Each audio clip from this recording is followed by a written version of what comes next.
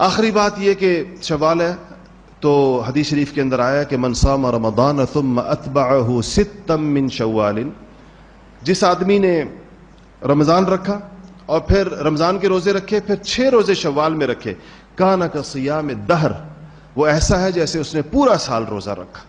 یہ حدیث شریف ہے کہ 6 روزے شوال میں رکھ لے۔ اس کی وجہ دیگر روایات بھی، میں نے آج صبح فجر کی نماز کے بعد، ہمارے یہاں فجر کے بعد درس حدیث ہوتا ہے، تو میں نے فجر کی نماز کے اندر وہ ساری روایات سنائیں جو شوال کے روزوں کے بارے میں حدیثی کتابوں میں آتی ہیں۔ اس میں نبی کریم صلی اللہ علیہ وسلم نے وجہ بھی بیان فرمائی۔ آپ نے کہا ہے کہ اللہ نے کہا ہے نا کہ من جاء بالحسنۃ فلہ عشر امثالھا، کہ جو آدمی کوئی نیکی کرے گا اس کو 10 گنا اجر ملے گا اس کا۔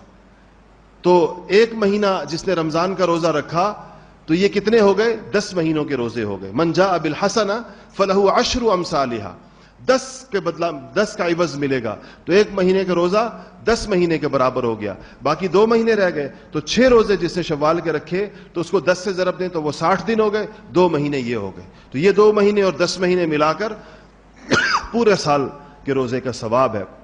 اس کے 2-3 فائدے میں آپ کو بتاؤں۔ ایک تو پورے سال کے روزوں کا ثواب انسان کو مل جاتا ہے۔ دوسرا اس کا بڑا فائدہ یہ ہے کہ روزے میں ہم سے جو کمی کوتاہی ہو جاتی ہے، کمی کوتاہی کو روزہ چھوڑنا نہیں، روزہ رکھ کر جو کمی کوتاہی ہوتی ہے، مطلب روزہ رکھ کر غیبت ہو گئی، روزہ رکھ کے جھوٹ بول دیا، روزہ رکھ کر پوری عبادت نہیں کی، تو روزے کے اندر جو کمی کوتاہی ہوتی ہے یہ اس کی تلافی کرتے ہیں۔ شوال کا جو روزے ہیں، اس سے کیونکہ حدیث شریف میں آتا ہے کہ فرائض کی کمی کی تلافی نوافل کرتے ہیں، تو یہ روزے نفلی ہیں، نفلی روزے ہیں، سنت ہے، نفل ہے، لیکن یہ فرائض کی کمی کوتاہی کی تلافی کرتے ہیں۔ تیسرا فائدہ اس کا یہ ہے کہ ایک عمومی اصول ہے کہ انسان کی جو چیز قبول ہو جاتی ہے اس کو اس کی توفیق زیادہ مل جاتی ہے۔ شوال کے روزے رکھنے کا مطلب یہ ہے کہ اس انسان کے رمضان کے روزے اللہ نے قبول کر لیے، اس لیے اس کو نفلی روزوں کی توفیق مل گئی۔